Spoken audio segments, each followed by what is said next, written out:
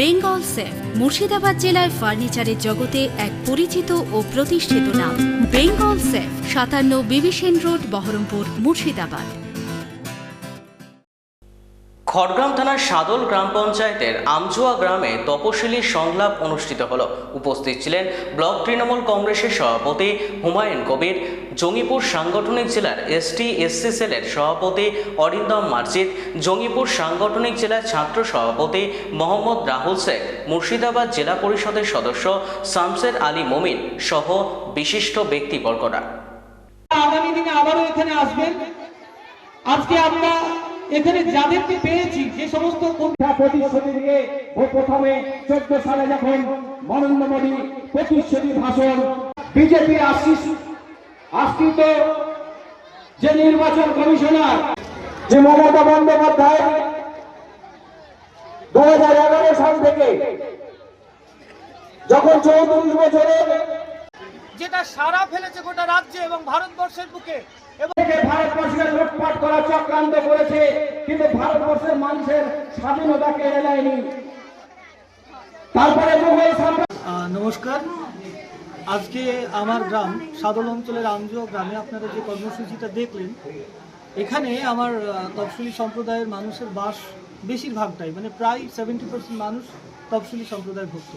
তো সেখানে তারা তো ছিলেনই, আমাকে নিয়ে আমার অঞ্চলের মানুষের এত আবেগ যে সেখানে কোনো সম্প্রদায় না, সমস্ত সম্প্রদায়ের ঊর্ধ্বে গিয়েও আজকে মানুষের যে সমাগম আপনারা সাক্ষী রইলেন, এবং আমি অত্যন্ত আবেগতাড়িত হয়ে পড়েছি দেখেও, যে আমি সেই অর্থে কাউকে এভাবে বলিনি, তারপরেও তারা যেভাবে এসে আজকে সাড়া দিলেন, আমি অত্যন্ত কৃতজ্ঞ প্রত্যেকের কাছে।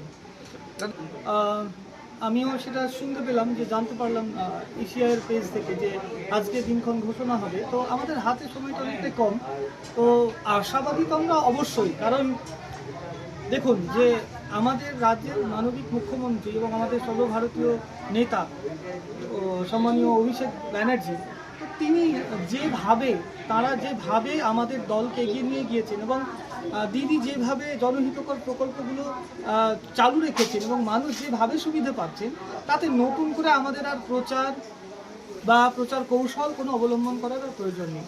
আমরা মানুষের সঙ্গে সারা বছর 24/7 আওয়ার্স আমরা মানুষের পাশে আছি, সঙ্গে আছি, এবং আমার নেতা, আমার ব্লক তৃণমূল কংগ্রেসের যিনি উত্তর পার্টির প্রেসিডেন্ট হুমায়ুন কবির সাহেব, তিনি আছেন। তিনি সব সময় রাত্রি, এই রোজার মাস চলছে, আমি নিজে সাক্ষী, সেহরির আগে পর্যন্ত উনি জেগে থাকেন।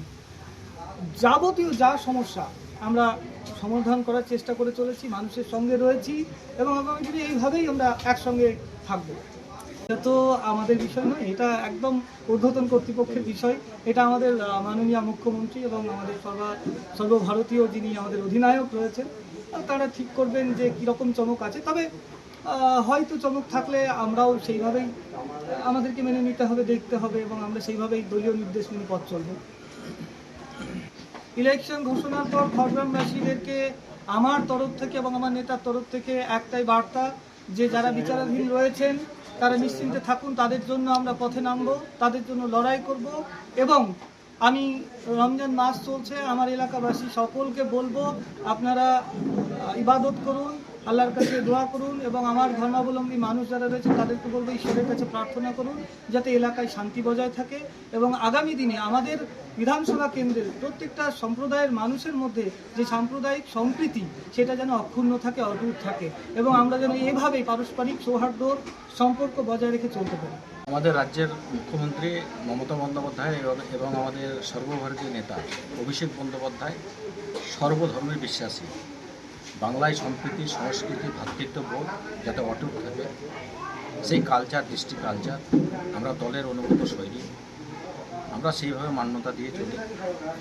দল যে প্রোগ্রাম দিয়েছে বিগত দিনে সেভাবে আমরা করে এসেছি। আজকে আমজুয়াতে ছিল আমাদের স্বর্গীয় মাধব মার্জিদ, এখানে ভূমিপুত্র ছিলেন, উনি আমাদের 16 সালের ক্যান্ডিডেটও ছিলেন। উনি কিছু দুষ্কৃতীদের হাতে খুন হয়েছিলেন। ওনার সুযোগ্য পুত্র আমাদের সাংগঠনিক জেলার, জঙ্গিপুর সাংগঠনিক জেলার ST/OBC সহসভাপতি, উনি এখানকার ভূমিপুত্র। ওনার নেতৃত্বে আজকে সাদল অঞ্চলের প্রধান, অঞ্চল প্রেসিডেন্ট সহ সমস্ত নেতৃত্ব, এবং বিশেষ করে মহিলাদের একটা উদ্দীপনা ছিল ওখানে, সমস্ত ধর্মের এখানে আলতামতি বিবি মহিলা নেত্রী ছিলেন। ওনার নেতৃত্বে যেভাবে জমায়েত হয়েছে, এখন মমতা বন্দ্যোপাধ্যায়ের জনহিত প্রকল্পের মাধ্যমে মানুষ কিন্তু আজকে উপরে পড়েছে।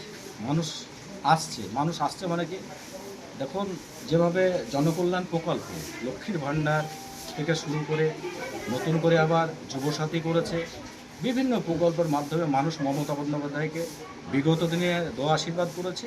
আগামী 2026 সালে নিশ্চিত শুধু সিটের মার্জিন আছে, প্রায় 250 সিট নিয়ে আবার মমতা বন্দ্যোপাধ্যায় চতুর্থবারের জন্য বাংলায় মুখ্যমন্ত্রী। বেঙ্গল সেফ মুর্শিদাবাদ জেলায় ফার্নিচারের জগতে এক পরিচিত ও প্রতিষ্ঠিত নাম। Bengal safe 57 বিবিসেন road, Baharampur, Murshidabad.